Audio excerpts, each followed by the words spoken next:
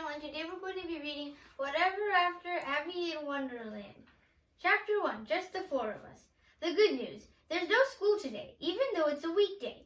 Yay! It's one of those teacher days, where all the teachers go in and have boring meetings, but we kids get a day off. The better news, I'm spending the entire day with my best friends, Frankie and Robin. The terrible news, where we are spending the day. Guess whose house we're going to? No, not Frankie's. Nope, not Robin's either. And not mine. Give up. We're going to Penny's house. Yes, Penny. That Penny. As in Robin's other best friend. The one who is always trying to steal Robin away from me. My parents are driving me to Penny's right now. My mom and dad both have work today. They're lawyers and they need to be in court. Frankie and Robin's parents both work too. So Penny's mom, who knows my mom from some school committee they're both on, invited Robin, Frankie, and me over to their house. Great. We're here, Dad announces as my mom turns our car into Penny's driveway. My stomach flip-flops and I frown. Whoa, my little brother Jonah says, glancing out the window of our car. Penny lives in a castle? It's a mansion, I say, staring at the huge stone house and sitting up straighter. It does kind of look like a castle. I knew that Penny lived in a ginormous house, but I've never seen it before. Penny and I aren't exactly friends. Hey, Jonah whispers to me, doesn't it look just like the castle from Aladdin? Remember, the one that the evil genie tried to steal in? I narrow my eyes at my brother and nudge him in the ribs with my elbow. Shush, I whisper, not in front of Mom and Dad. My parents do not know that Jonah and I visit fairy tales, but we really do. Pinky swear. When we moved into our house in Smithville, Jonah and I found a magic mirror in the basement. The mirror is bolted to the wall, and it has this beautiful carved stone frame that's decorated with small fairies. Jonah and I discovered that if we knock on the mirror 3 times at midnight, a nice fairy named Mary Rose, who lives in the mirror, will make the glass turn purple and swirl. Then Jonah and I can step through the glass and straight into a fairy tale. We've been to a ton of different ones, including Cinderella, Sleeping Beauty, Beauty and the Beast, Hansel and Gretel, and yup, Aladdin. Jonah and I always mess up the stories. Sometimes by accident, sometimes on purpose, but it usually works out for the best. Usually. I put my hand in my sweatshirt pocket and touched a tiny piece of stone in there. Last night, after dinner, I was down in the basement playing with our dog, Prince. Jonah and I often take Prince along into the fairy tales. We actually found him in a fairy tale, but that's a whole other story. It was only 8 p.m., so I knew Mary Rose wouldn't let us through the mirror, but dogs can't tell time. Prince kept butting his furry little head against the mirror, probably hoping it would turn purple and start to swirl. The glass didn't swirl, but a teeny piece of the stone frame, half a fairy wand, broke off and fell on the floor. I immediately picked it up and hurried upstairs to look for some super glue. But I couldn't find any in my room, and then my parents said it was bedtime. So I decided to carry the frame piece around with me until I have a chance to fix it. I can't risk a piece of magic, getting thrown out by accident. Who knows what problem that would cause? Also, I kind of love walking around with something magical. It's like having a Hershey's Kiss in your pocket, but even better. And less melty. Although Hershey's Kisses are pretty awesome too. Oops, sorry I said that, Jonah whispers back. He glances toward the front of the car, but luckily my parents haven't heard anything. It's okay, I tell him, ruffling his brown hair. Jonah is going to spend the day at his friend Isaac's house. Maybe I should ask to go to Isaac's too. At least then I won't have to deal with Penny. Nah, Penny plus Robin plus Frankie is still better than 2 7-year-old hooligans playing Dinosaur War, which is a game they recently invented. Okay, Abby, Mom says as I unbuckle my seatbelt. We'll pick you up at 5:30 tonight. Thanks, I say. Bye, Mom. Bye, Dad. Bye, Jonah. Jonah is so busy playing with the 2 miniature dinosaurs in his hands that he barely looks up. See ya. Have fun at the castle. Watch out for the moat.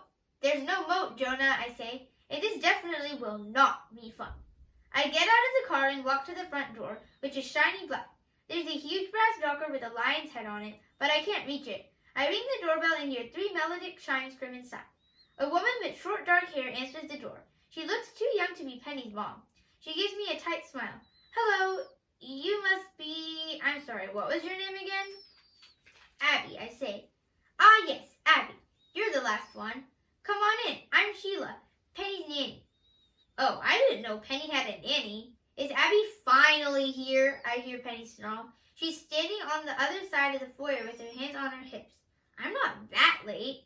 Hi, Abby, Frankie says softly, looking relieved. She pushes her red-framed eyeglasses up on her nose as she walks toward me. Am I that late? I whisper to her. I've been here for about half an hour, she whispers back, biting her thumbnail. I was the first to arrive. Robin just got here. Yikes, poor Frankie. She's not exactly friends with Penny either.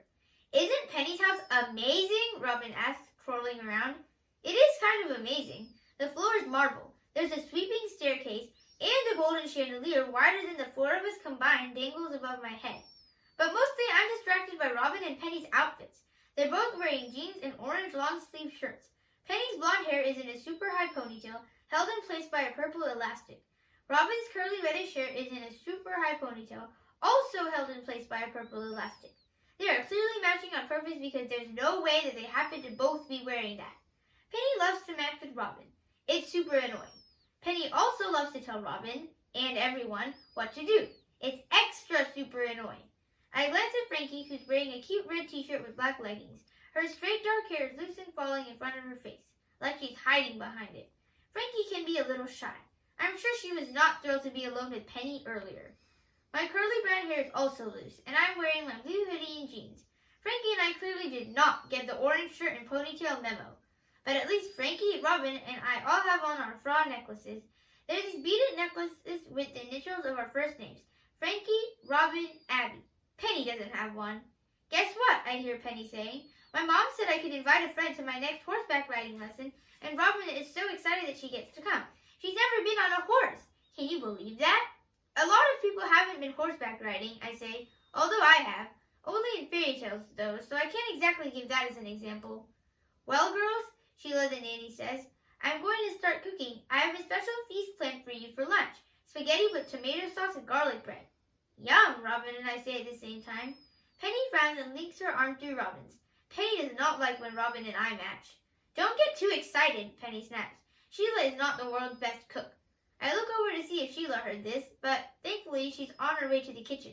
My last nanny, Maggie, was a million times better, Penny goes on. She was the coolest. But my mom caught her trying on her designer dresses, so she got fired. Oh no, Frankie says, her jaw dropping. Poor Maggie. Poor my mom, Penny says.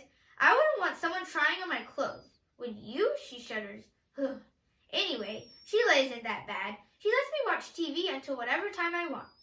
Are your parents here? I ask. I assumed Penny's mom would be around, since she set up this play date. Penny shakes her head. They're in London. My dad had a meeting and my mom went along. She loves London. It's her favorite city. Mine too. Everyone drives on the wrong side of the street there. It's hilarious. I would have gone with them, but they don't like me to miss so much school. So your nanny stays overnight? Frankie asks. Obviously, Penny says. I bet I could stay by myself, though. I'm really responsible. Is she joking? You can't stay by yourself, I scoff. 10-year-olds are not allowed to stay by themselves. It's against the law. I'm 11, Penny says, her eyes narrowing. It's still against the law, I say. Trust me, I know this kind of stuff. My parents are lawyers. I'm going to be a lawyer too one day, and then I'm going to be a judge.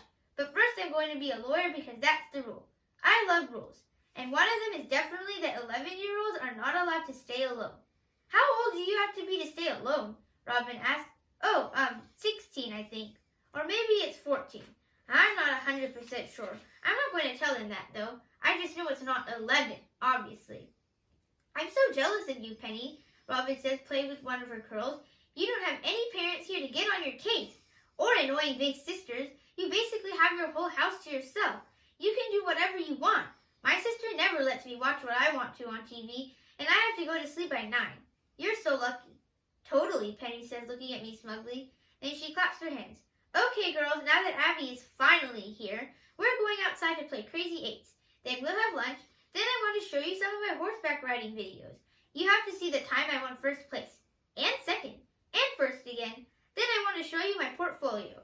I'm exhausted already. Your what? I ask. Don't you know what a portfolio is? Penny asks, rolling her eyes. No, I admit. It's all of my artwork. Well, besides that, she points to a painting of a bowl of strawberries that's sitting on a side table. I'm going to ask my parents to put that one in a frame. The painting is good. Really good. The strawberries look almost real. I have to admit that Penny's a talented artist. Not that I'd ever admit that to Penny. It would only make her more stuck up. And then we'll have a lip-syncing contest.